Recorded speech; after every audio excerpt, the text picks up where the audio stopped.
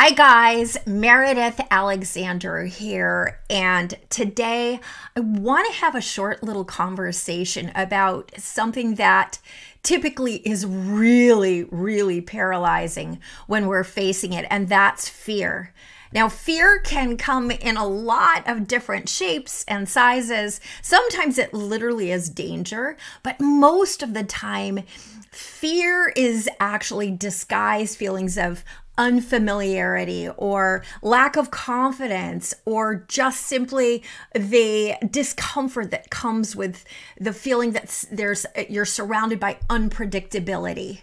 And so today where I really want to start is one quote from Will Smith from the movie After Earth. And the quote goes like this: "And it dawned on me, fear is not real.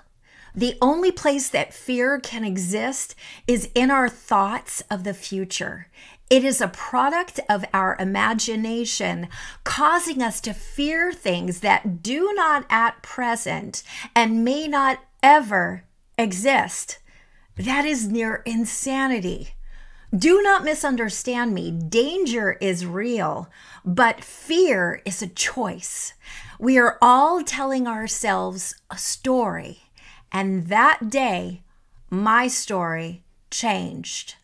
So to me, that particular quote captures so much of it. We are graced with a brilliant imagination. However, for the most part, a lot of the ways that we use that is to doubt, to fear, and to worry. That's considered legit. Every now and then it feels like we get to innovate, we get to really imagine. But a lot of the ways that we give our imagination carte blanche is those that, quite honestly, make us feel that crunch, that fear, that stickiness. So if you're facing that, here's where I'm going to suggest you start. First of all, that physiological feeling.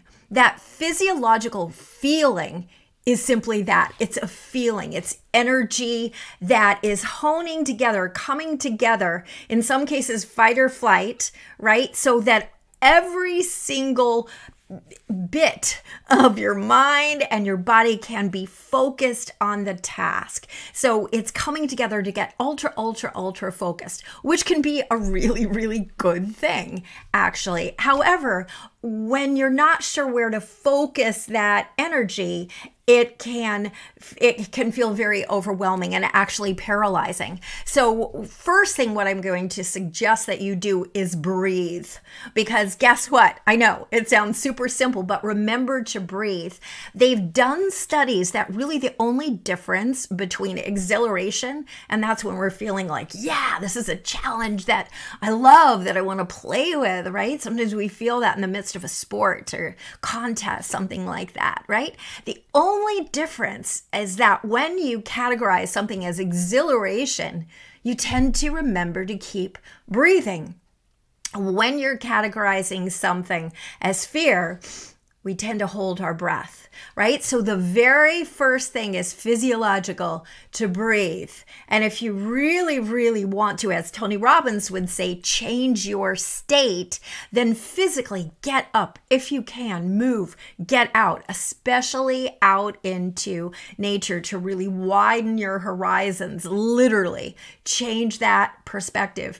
Get out in something that's bright, that feels like it's flowing its positive energy to you. So physiologically breathe, get your shoulders up, get your chest out, and really even stand in your superhero pose if that can help you feel like it's coming together. So the first is physiological. The second is really to lean into 3 questions. And these questions can be really something that's capable of moving the needle for you. And the first is really to help you become the sovereign of your focus. What are you going to focus on, and what are you going to make that focus actually mean in the context of your life, in the context of the world, and everything else that you're perceiving right now? So first question is, what can I control? If you know my story, you know that in 2016, my youngest daughter was literally crushed by a boulder. So as I was diving deep into my inner game and I looked at what can I control, I knew I couldn't go back and undo that boulder. That was not within my control. I am not a trained neurosurgeon, so I couldn't roll up my sleeves and physically get into an operating room and work on my daughter. But what I could control was my inner game. And so therefore, even though I couldn't control the outer game, I knew that I could play a powerful inner game. And so I said, game on. So what can you control? You can control your inner narrative. I know sometimes, especially when we're in the grips of fear, it feels like we can't, but I promise you, especially with practice, you can, right? You can control your inner game. So the second question then that you should be asking, speaking of your mind, is what can my mind believe? Because especially when you're in the grips of fear, typically what's happening is your imagination is, again, feeding you all these possibilities that are looking really frightening and really grim. So your mind has to be able to believe that there's another path.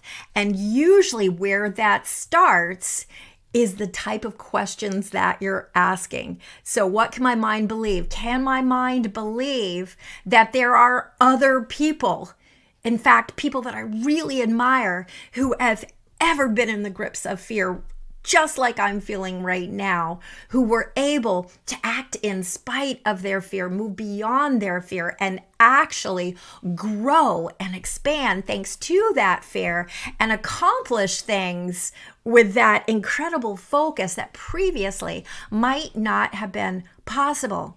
Yeah, that's believable. And another question might be, has there ever been a time in your life when fear made you really focus and you went out there and you really surprised yourself? You did some amazing things. Maybe it's even in an athletic game, but look back, I would bet you that there's some times when you felt uncomfortable and you pushed through it and you ended up achieving something remarkable. And that takes us to the third question. What might I be assuming that is not necessarily true? Suppose front and center is a time when you did go out on a limb, you did try something, and it didn't end out the way that you hoped it would end up. What about that? Well, the assumption here is I am assuming that because it turned out that way at that point in my life, anytime I meet the same sort of thing going forward, it's going to end up in the same place. But think about it. That isn't necessarily logical. Go back to the people who are also feeling fear. Do you think that there's some moments when maybe they had tried and quote unquote failed? Aren't there tons and tons of examples of people trying something over and over and over again and it doesn't work the first time? Gosh, Thomas Edison, supposedly he did it thousands of times trying to pursue the light bulb and it never worked. So each time, rather than getting stuck and having to repeat it over and over again, can you look back and say, you know what? I'm not the same person that I was. And I've actually learned some things. So it's logical to believe that thanks to it not having worked out before, I can be one of those people who I can take this focus now and I can direct it where I want to be. In fact, this energy that I'm feeling right now, this is going to be my superpower. So I'm going to hear this voice of fear. What is fear trying to tell me? Fear potentially is trying to warn me. Great. Thank you. What am I worried about? What am I identifying as potential problems? Can I say, have I prepared? Right? Can I look at this very clearly with very deliberate intention and say, therefore, how am I going to choose to act forward? And as I do that, am I then able to say to fear, I appreciate you. Thank you for this, right? I see where you're going with this. I get it. Message received. I've got this. I'm going to take it from here. We'll go forward. And I would invite you at this point to really, again, practice focusing not on what you're afraid could happen, but rather than that, focus instead on where is it that you intend to be, that you want to be, that you're committed to being when this thing that you're fearing is all over. And how can you set yourself up to put things in place to learn from that fear, to put some things in place so that you are prepared and so that you can trust yourself that even if not everything works out ideally, you can confidently say, you know what? I've got this. I am captaining my own ship. I've got enough experience. I have iterated in the past and I can do it again. I am tenacious. I am resilient. I have grit, and I am committing in this moment and the moments forward to whatever it looks like to step out as that epic version of myself. So what have we learned? We've learned that, first of all, when you're facing fear, it really is a choice. It is your imagination creating a story. So if your mind is destined to create a story, why not step in and be that author of that story? So what are you going to focus on and what are you going to make that mean? And as you feel that energy, breathe so that you can convert that energy into something that can be your superpower, that can help you get crystal clear on assessing things and preparing and making that powerful next step forward. And then remember those 3 questions. What can I control? Your inner narrative, right? Which helps to impact your feelings, your thoughts, your decisions, and therefore your results. What can my mind believe? Help figure out what your mind can believe by sometimes looking at other people, other examples, right? And third, what am I assuming that is not necessarily true? Am I assuming that the only path is that bleak and scary one to the left? Or have I learned enough? Am I a different person? Am I a bigger, bolder version of myself? I would say the answer is that one. And so as you hit the off button or whatever you're hitting, click the clicker to end this video. I hope that where you are right now is realizing that fear has the potential to trigger in you, not paralysis, but that bigger, bolder version of yourself, to have it become your ally, your superpower, your catalyst for amazing things that you right now might not even be aware is possible. So go out there, show up, commit to defining yourself as that most epic version of yourself, and don't even let the skies be the limits. The limits are just your beginning. I'm Meridith Alexander, Chief Excitement Officer, CEO of Grit Mindset Academy, and I will see you soon. Thanks for watching. Oh, and if you want more of these, be sure that you hit the subscribe button because these are coming at you on a regular basis. All right, see you soon. Bye.